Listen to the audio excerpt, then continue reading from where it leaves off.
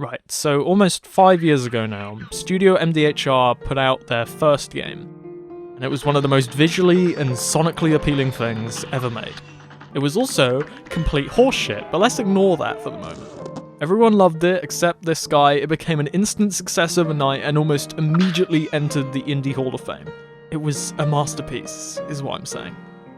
Right, so about 4 years ago now, Studio MDHR announced some DLC for that game, The Delicious Last Course. You get it? You get the joke? You get the funny? More Cuphead, more game? Ooga booga, I exclaimed. Let me inhale it now. Right, so last week, Studio MDHR finally put out the DLC.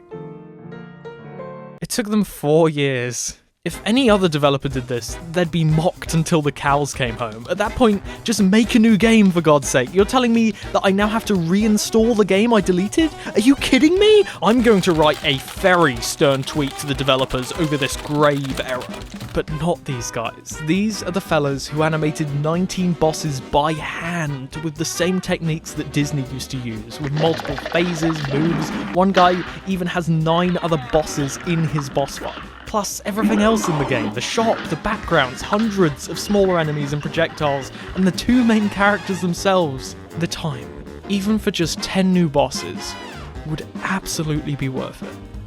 And yeah, they made another masterpiece again, and they only charged £6 for it, so I don't know how they're funding themselves at this point. The second you boot this thing up, you're hit right in the face with sheer quality, and for the next 5 hours the hits keep on coming, with boss after boss that somehow keep topping the last. You get to fight a stomach, some puppets, a literal mob of insects, horsey with a fresh trim, horsey with a hoover, this guy bonks you on the head with a whale, you get to have a dog fight with a pack of dogs. It's an onslaught of gorgeous boss designs and music that are somehow even more expressive and detailed than they were in the original.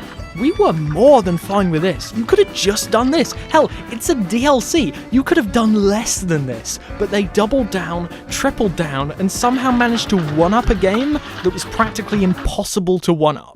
Here's the boss in the base game with the most stuff going on at once. Projectiles flying everywhere, a beautiful scrolling background, a boss design that's constantly changing and moving. And here's the first boss in the DLC, and it's not even a fucking contest. It actually makes Cuphead look quaint. Cuphead, the game that has borderline untouchable animation work. They just went, nah, shit, and somehow made it better. Well, we know how they made it better. They spent 4, maybe 5 years on 6 main boss fights. But come on, man. Fucking look at it. They could have spent 20 years on this and I'd still be jerking them off this much. And they even improved on the game in other ways too. For instance, the horse shit.